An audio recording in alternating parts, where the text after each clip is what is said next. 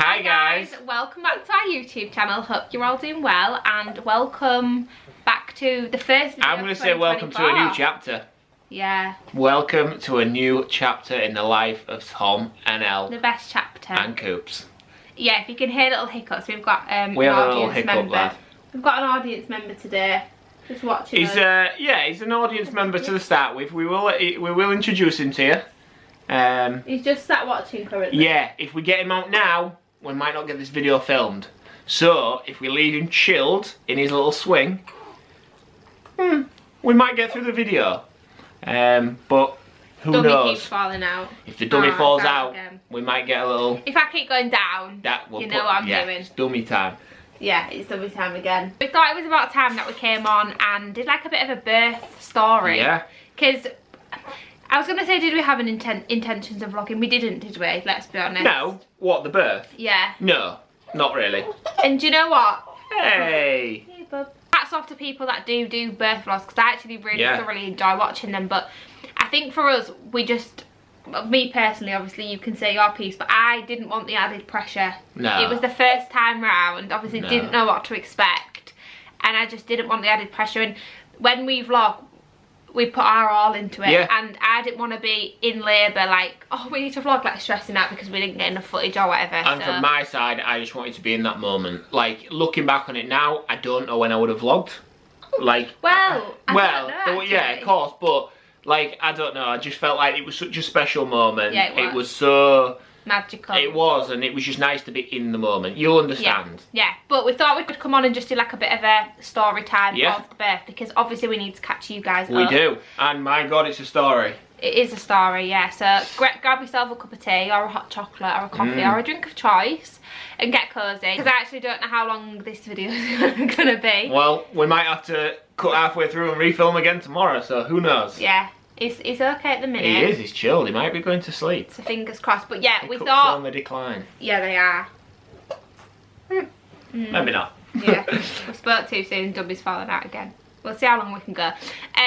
But yeah, it's about time we came on because Coops is actually just over 6 weeks old. As a film in 6 weeks and 2 days.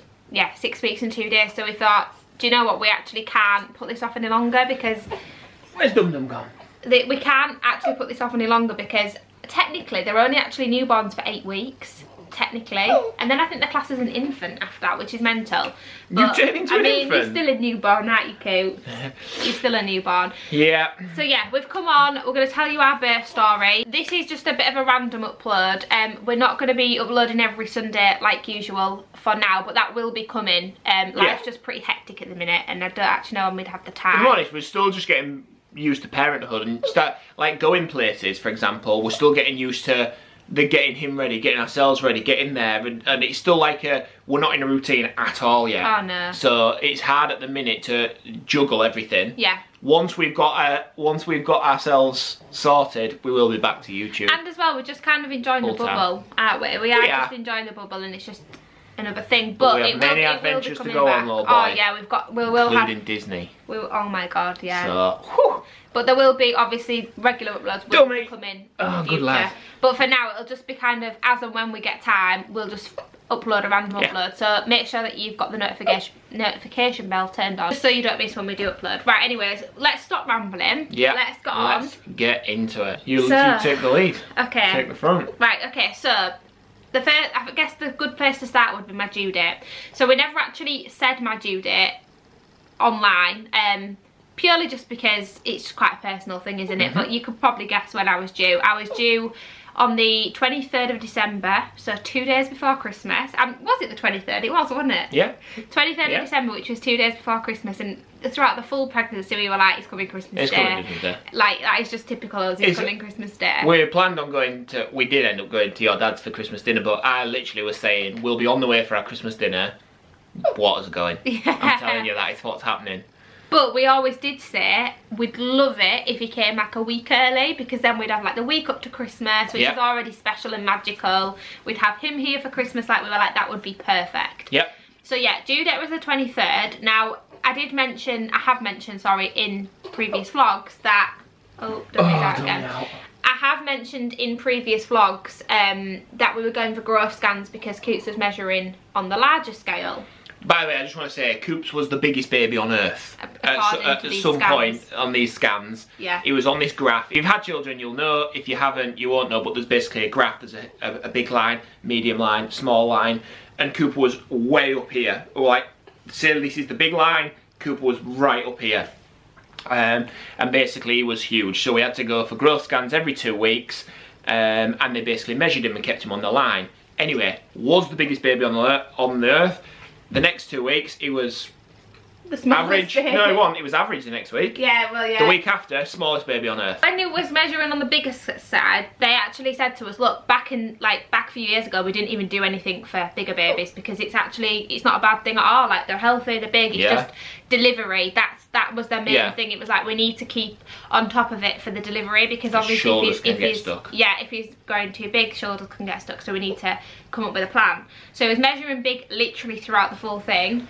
And then a couple of weeks, was it about a month before, maybe, it was average, and then it was measuring small. But it wasn't measuring small, it was small on my chart because he'd been measuring so big, if that makes any sense. If he'd have been measuring how he was at the end throughout, it'd been that. So he actually finished up on the average line. Pretty much, yeah. But it looked like he was small, if that makes sense. Yeah. So I'd gone for a growth scan when I was, what was I, 38 weeks and 3 days. And it was the only growth scan I didn't go to. Yeah, Tommy went to every single I went to every scan, I went to every meeting, I went to everything, and barring one because it was literally a case of he's absolutely fine. We knew like what was coming. Should we just get him out? I think I'm gonna just get him out and hold him. While Tom's getting Coops out, we knew what growth scans entail. Basically, you have a scan, then you go up and talk to a consultant just to basically like update you on where he's at. So I was like, look, it's fine, I can just go to this one. So this was on the Tuesday, so I was due on a Saturday. Ready. This is such a mixed match video already, so apologies. Meet the vlog. I wonder if you can see what's going on. Hey?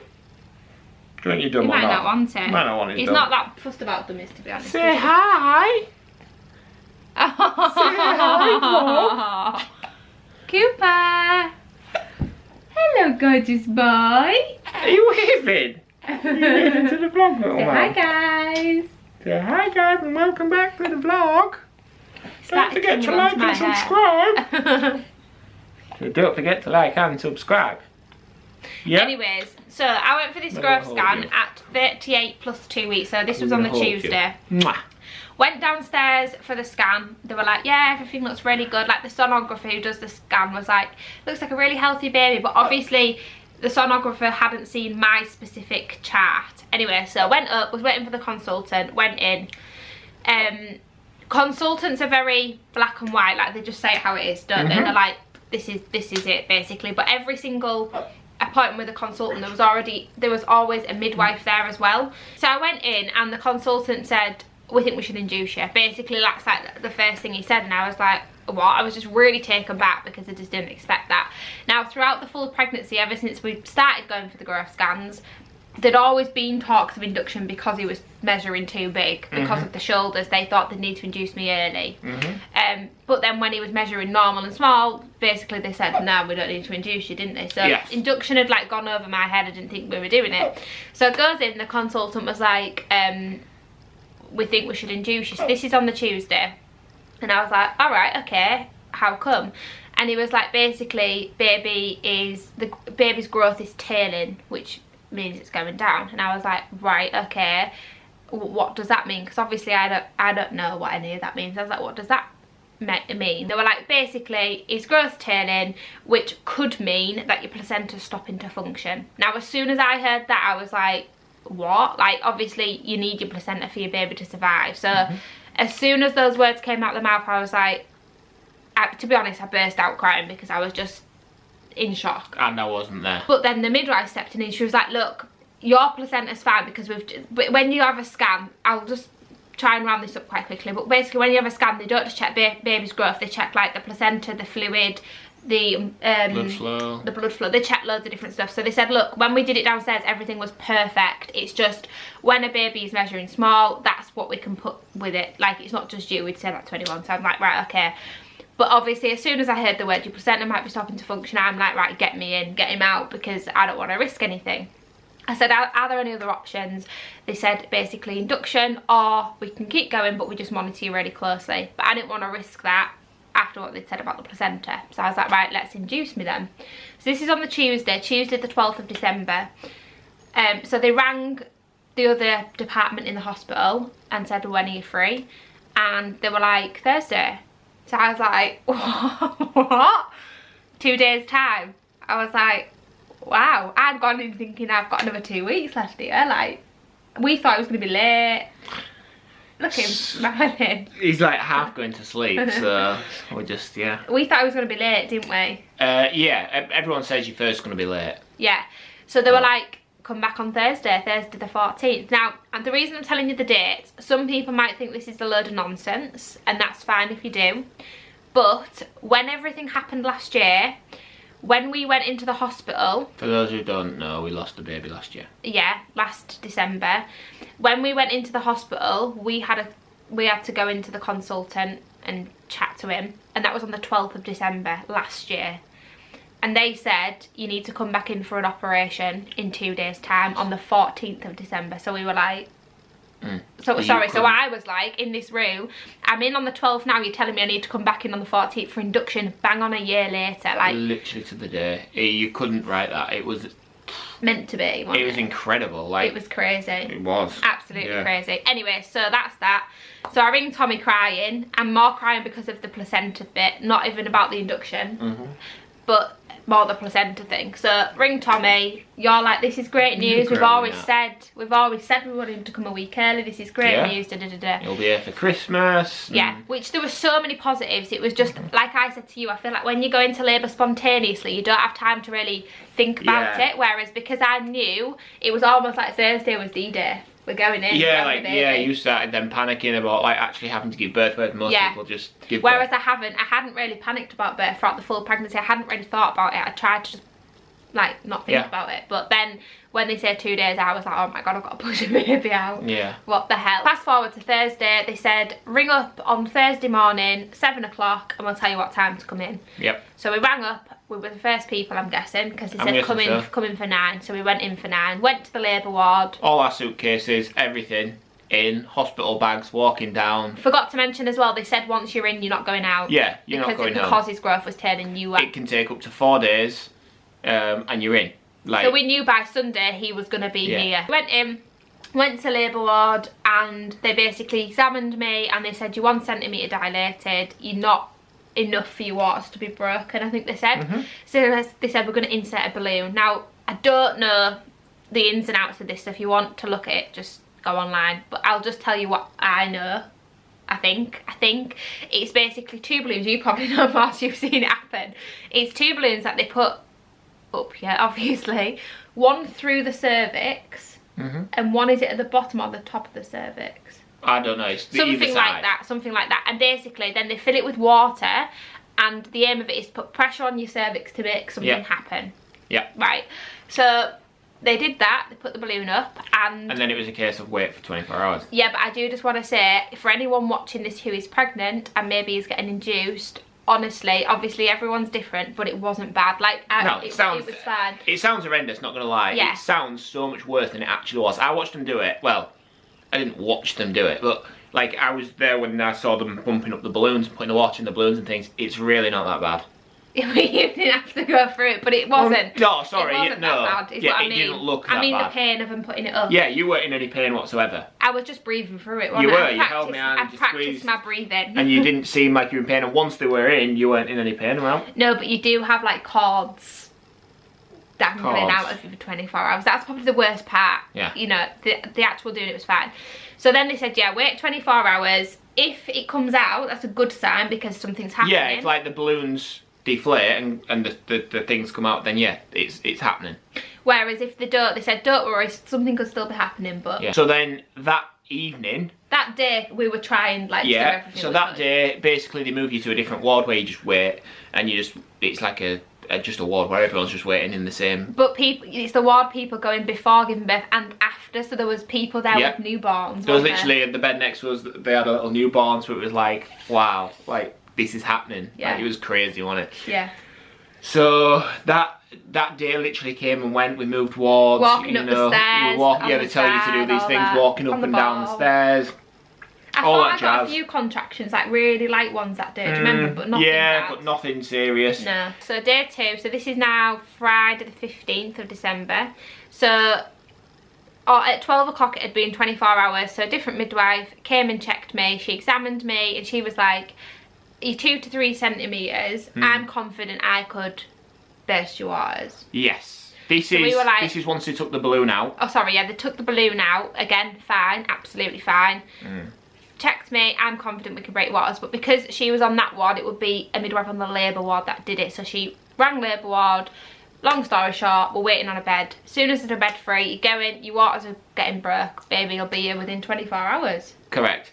Right, we've missed a huge part here. Have we? Well, no, we've not missed a huge part, we've missed something massive. So, on the day we went in, so which was the Thursday, we were sort of taken care of before the induction started. We were taken care of by a midwife that we actually know. Yeah. Ellie used to be really good friends with her. We grew up with her, so like it was nice. Like she looked after us, and she jokingly said as we were walking to the other ward, I'm not in till Saturday, so let's wait and let's have him on Saturday. As a joke, as a complete and utter joke. And I'm there thinking, no, he's going to be here before and Saturday. we're thinking, oh, he's coming today, like it's Thursday, we're going, we're in and out. Sentimental day, yeah.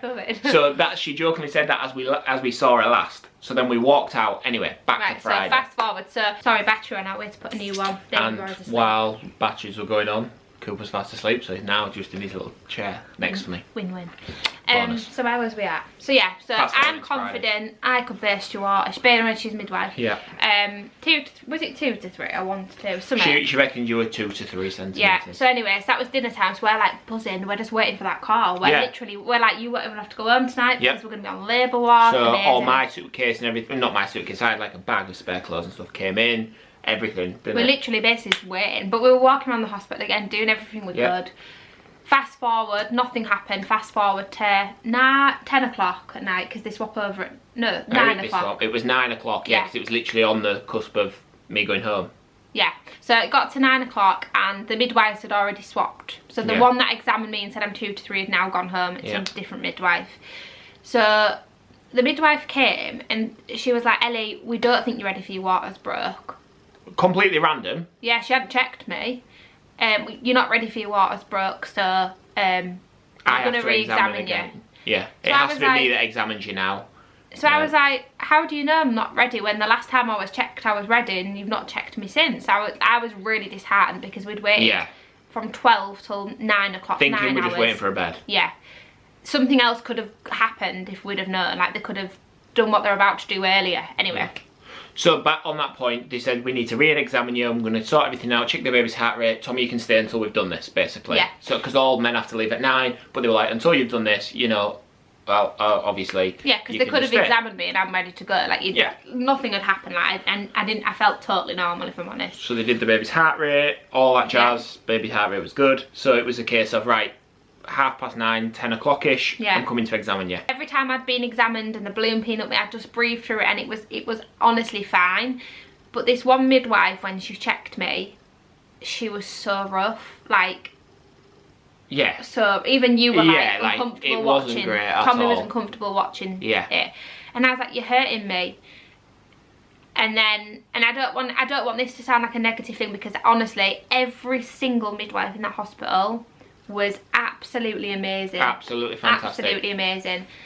This was the only like little bit that wasn't great. This midwife was lovely throughout the whole rest of it. It was just this one bit. But she was like, Ellie, if you can't deal with this, you won't deal with labour. And I was like, we're like, whoa. Wow. But she was being rough, so I was like, you're hurting me. Yeah. And you were like, you're hurting her. Yeah. Like, I feel uncomfortable watching you. Yeah. Like, you're hurting her. She just wasn't being careful. She was, anyway. So she was like, I'm going to examine you.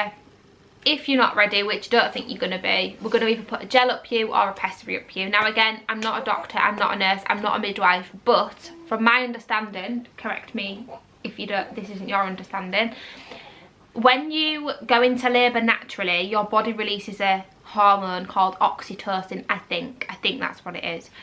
When you're induced, when they put, either there's a gel or there's a pessary or there's a drip, they're putting the oxytocin in your body because obviously you've not gone into labour naturally, so your body's not released it. Yeah, they're forcing the hormone. I think that's right.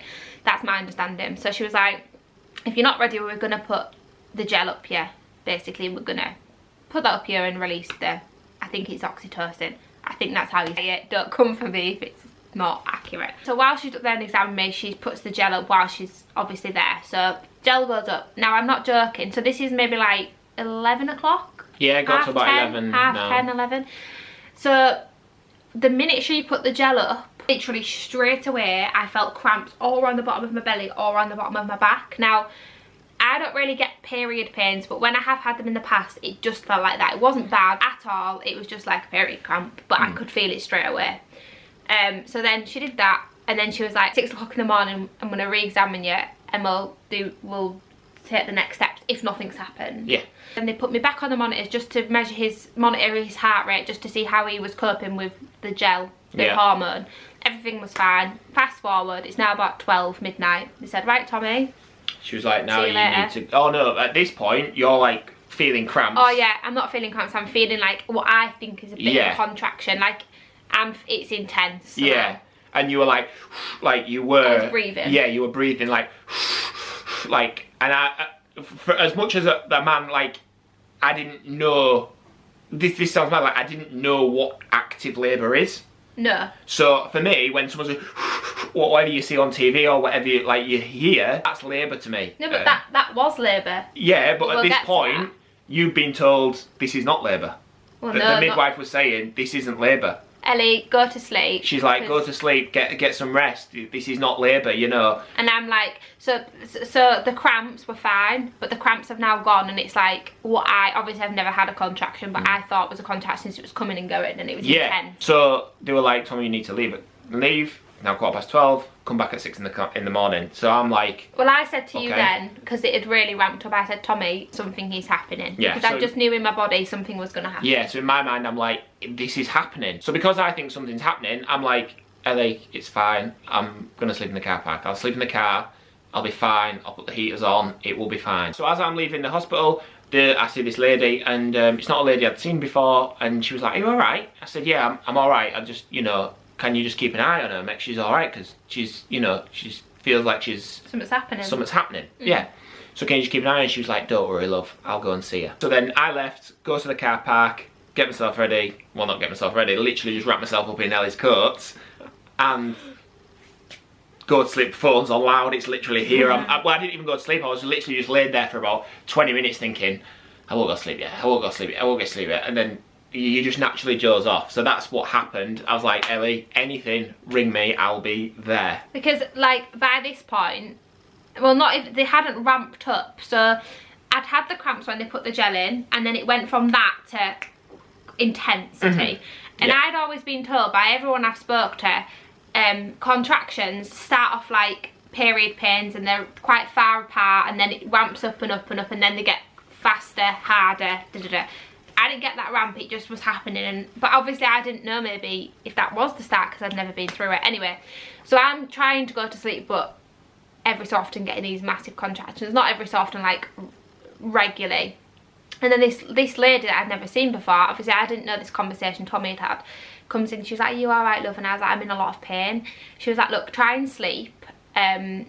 She was like, but if you want a bath or anything, like, come and let us know. So I was like, right, okay, thank you. So I'm trying to sleep for a good probably 20 minutes, but it was just so intense. I thought, I can't sleep through this, like, I can't. So I thought a bath will be perfect.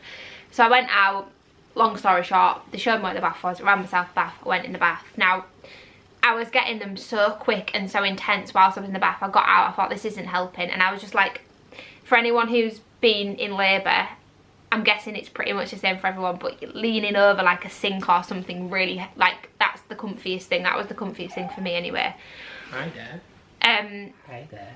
So I'm in this bathroom on my own, like, having a bath, and I'm got out and I'm having these contractions, and all that I kept going through my head was that one midwife saying, Ellie, if you can't deal with this, you can't deal with labour. And I started to doubt myself, because these were really intense and they were coming really quickly, and I'm thinking, I can't do it. If this isn't labour, I can't do labour, because if this isn't labour, what is labour? Because this is hard, this is painful. I thought, do you know what, I'm going to time it. So I quickly downloaded an app where you can time your contractions, and they were coming every minute, lasting 40 seconds. Now, that's that not gives you ramping 20 up. seconds to recover. That's not ramping up, that's like a lot. Game time. So I was like, what the hell? So I went out to the ward and I was just like, can somebody come and check? So the lovely lady that Tommy spoke to came. She's like, right, get dressed. I'm going to go to the ward and I'm going to get you re-examined. I was like, okay. So again, went to the ward. The midwife that examined me, that was rough, said I'm going to go get the head midwife from the labour ward. I think she was called the head midwife, something like that. Basically the one in charge that night. She came and she examined me. She was like, you're 4 centimetres dilated, we're off to the labour ward. Literally, we need to go now. Because I think 4 centimetres, or is it 3? Anything from 3 they can break your waters. Labour, yeah. So I was like, oh my God, so it was contractions all along. It was labour. Anyway, so they got all my bags. They were like, you're 4 centimetres dilated, we're going now. Come on. So I rang Tommy, come now. It'd been like an hour. It's now literally like 2 o'clock. Yeah. Oh wait, it was like... No, it wasn't. It was in the 2 o'clock? Yeah. Right, okay. Because I'm going to say another part of the story in a minute, how I know I think it was bang on 2 then. Maybe even like 5 to 2. Yeah, because I'd been in the bathroom for like an hour. Yeah. Rang me, literally opened the phone, and I was like, right, game time. Like, and the feeling that runs through your body is like crazy. For any like person that's at home, or any like, you know, partner that's at home, I was only in the car, like that must be crazy. Anyway, I got a phone call saying, go to labour ward. That's literally all you said, wasn't it? I said it's happening, you need to go to labour ward. Yeah, it's happening, go to labour ward. Now, hospitals don't have opening doors during the night. Obviously, the doors that we went through are closed, so I'm running, like I'm sprinting. Yeah, because you don't know how far, from like, the car what is park happening.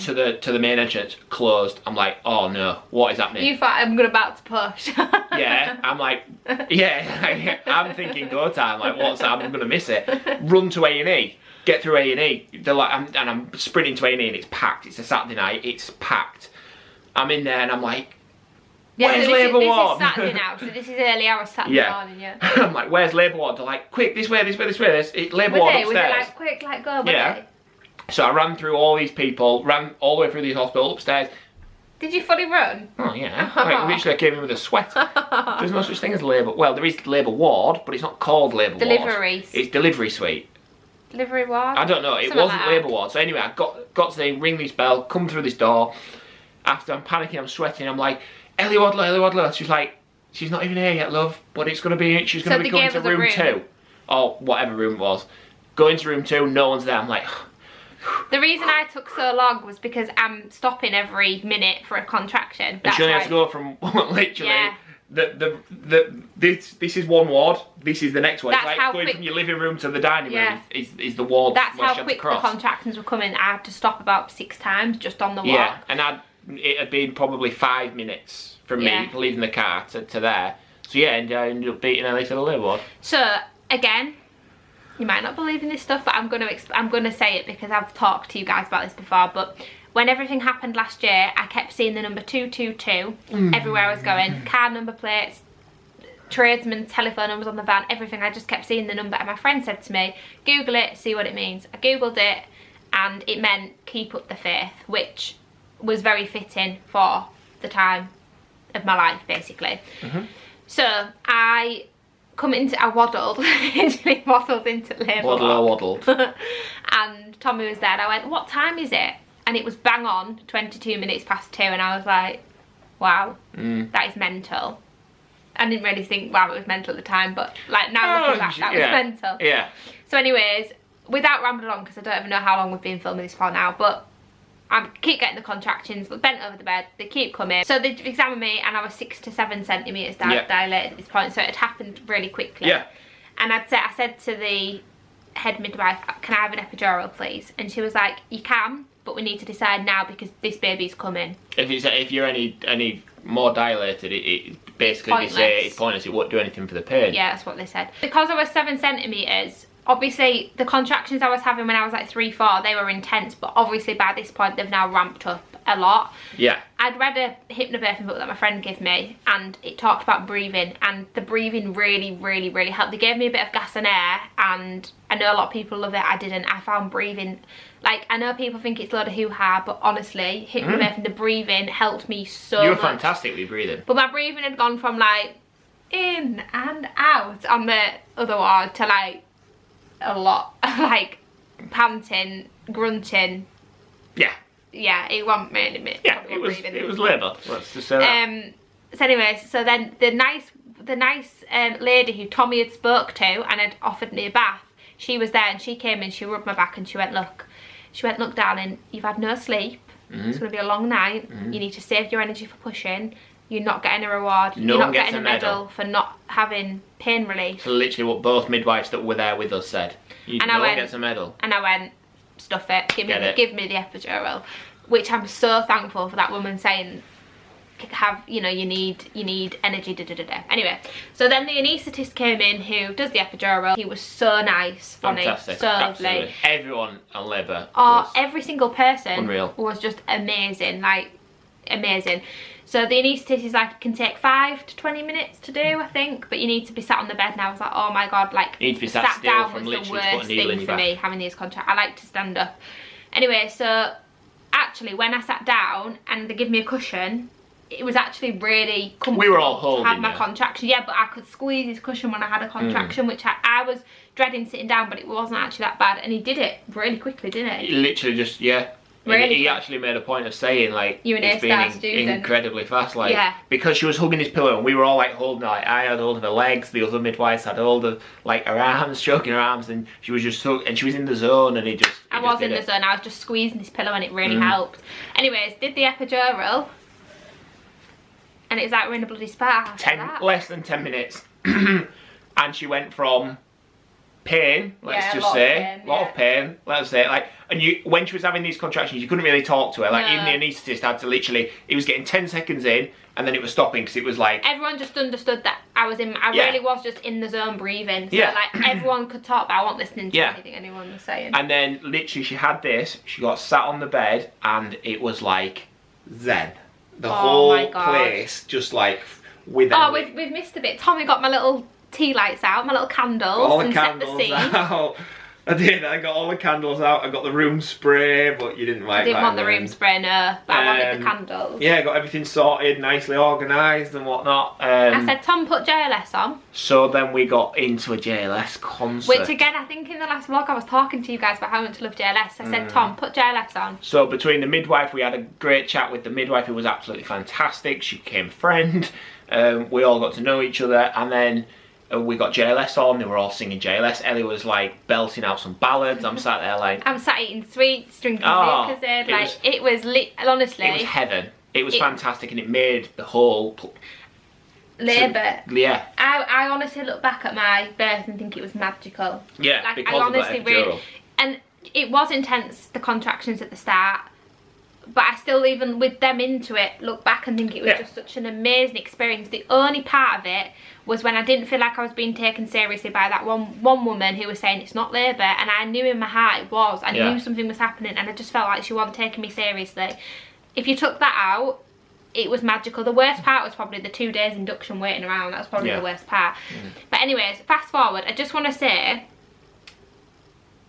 whenever someone talks about an epidural, I always thought you couldn't feel anything, like you were going to be totally numb, you wouldn't be able to feel anything from like here down. I could. It just felt like a really, really, really numb bum, like times 10. Like, I still had feeling everywhere. I could, like I said, I need the toilet. Like, I knew when I needed a wee, didn't I? I said I need to wee. I could feel everything. I could move my legs. I could bring myself up to bed. Like, it just felt really numb. I couldn't feel any pain. I could just feel pressure and tightening. That was literally it. So on the screen, you could see my contractions going like this, but I was in no pain whatsoever. I did like the sound of a water birth, but because he was growing, he was small, I had to be on the monitor the whole time, which I actually really liked, so we could see his heartbeat throughout the full labour, couldn't we? Yeah. Anyways, to wrap it all up, then they just basically, from that epidural, they were just like, right, we just wait now. Yeah, so we're just chatting. Until he like comes. So then the midwife changed at 8 o'clock in the morning. The night midwife went. I was really gutted because I really liked her. But the midwife, so back to the story, the midwife who said, let's wait until Saturday. Let's wait, Ellie's friend. So before this, it was a case of, right, these two midwives are coming, and we're like, oh, we know the midwife, can we have her? They were like, oh, if she's happy to have you, then and you're absolutely. Happy. They did say, because, again, for anyone watching that who thinks, I know midwives and I don't want them, I thought that. I honestly thought, I don't really want anyone I know, because it's like, I don't know, it's just a bit in it. Yeah. But in this moment, well, actually, from walking into induction and seeing my friend, I knew I wanted her, because it's just a comfort thing. It just, I don't know. But anyway, so she then came on. She started her shift at 8 o'clock. They were like, do you want her or not? Because we know you know. And I was like, I do. Because it was just, I just felt so comforted knowing it was someone I knew. So, to kind of cut a long story short, she came in, joined the party, let's just say. And again, it was just like lovely, fantastic. We just had a good chat. It was so weird though, because she was like, so she started at 8. She was like, right, at 10, she kept checking me. She was like, 10 centimetres, at 10 o'clock, we're going to push. So it was like waiting around to push. Yeah, it was just literally waiting. 10 o'clock came. Pushed. It was like, right, let's push. You like were in the zone. And then it was just a case of labour. And then literally the midwife was, I can't even describe how good she was. Amazing. She was so good. And then by 29 minutes past 10, Cooper was born. Oh, I don't feel emotional. Honestly, it was the most amazing sort of day of your life. It was just magic. The whole thing was just so magical. It was fantastic. Like, for anyone who's pregnant and really worried, don't be. Like, honestly, don't be. No. Obviously, everyone's journey and things is totally different, but we're just talking from our own experience. It was just absolutely incredible. And he was born, and I did lose quite a bit of blood, didn't I? It was really, looking back, it was funny because they put him on me, and then they were like giving me buckets, and I was just spewing on that. Ellie was really sick. Spewing buckets. I'd lost a lot of blood. But yeah, the epidural wore off after like an hour. Had a shower. We spent a lot of time in that, obviously in that room with him, and then we went onto the ward, and our parents just spent the whole like day with him. Really, it was just fantastic. Our parents ended up coming because she got visitors on that ward. I was staying in because I'd lost the blood. Yeah, so I obviously had to go home that night, which wasn't nice, but you know, it wasn't nice. But I think it was good for you to get a full night's sleep, and bear in mind we'd missed like we'd been awake for like 48 hours. I had like an hour. I was felt like I was running on adrenaline and didn't feel it. Yeah, Ellie didn't feel it, but like I was flagging that morning of you giving birth. Yeah. Like it got to like 9 o'clock in the morning, and I'm like, Ellie's like obviously on the epidural, like partying away. There's music blasting and everything. Now I'm just like nearly falling asleep in chair. I ended up having to go for a run round. Not a run, I didn't go for a run. I ended up having to go to keep going to the shop just to get a drink, just to get some like fresh air, just to wake up a little bit. But then we've been awake for 48 hours, so yeah, I did get a nice night's sleep. Yeah, it was good, and I didn't mind you going as much because he was here. Like, the reason I didn't want you to go when he went, because I just didn't want you to miss anything. That was I'd have been heartbroken if I missed the birth, but I didn't. Everyone was incredible, and the whole experience was just perfect. Oh, we woke you up. I didn't want to wake you up, boy. And for those of you asking about the name, we are going to do a Q&A. That'll probably be our next video. So if you have got any questions that you want to ask us, I'm going to put a community post on here. So to ask any questions relating to birth, wedding, us, literally anything. But just to answer one question that someone said, did you have a name? Yes, we did. We had it throughout pretty much. From day when we did that names video, we kept saying there's a name we really like, and that was it. Yeah, Cooper was it. And Tommy was the one that found the name, and we both had enough with it. We did, straight away. And then Sonny is after my granddad, who passed away a few years ago. So literally just Cooper. Sonny Wilson. Sonny is his middle name, it's not double barreled. A few people did think it was double barreled. People keep saying Cooper Sonny. Yeah, but it's just Cooper Wilson with a middle name of Sonny. And he's a Wilson, took a few weeks to be a Wilson before I registered him. It's weird because they take their mum's name, don't they? Yeah. But he is now Cooper Wilson. Can you hold him up? I want to see if they think he looks like anyone. And Ellie Wadlow will soon be a Wilson, won't she? I think he's Tommy's double. Everyone keeps saying he's my double, but I literally do not see it. I don't really want to wake him up, but... Let's go closer to the camera. He's a bit I don't think he looks anything... Oh, Tommy is! Oh. Oh, Mr. you Moose. camera shy, my man. Don't try and pull that face. Cooper. I was bless literally, him. I was Sorry, literally pulling Guppy. that face on camera and it did look a little bit like Sorry, him. gorgeous boy. Do you want to go back to Should we sleep? go put you back to sleep? So yeah, that is our birth story. We hope you've enjoyed. It like was a I long said, one. I think we've covered everything, but if you have Newborn got stretch. any newborn scrunch, if you have got any questions, we are going to do a Q&A, so watch out for our community post, comment on there, and yeah, let us We'll answer let us any know. of your questions. But yeah, the best Welcome. chapter has begun.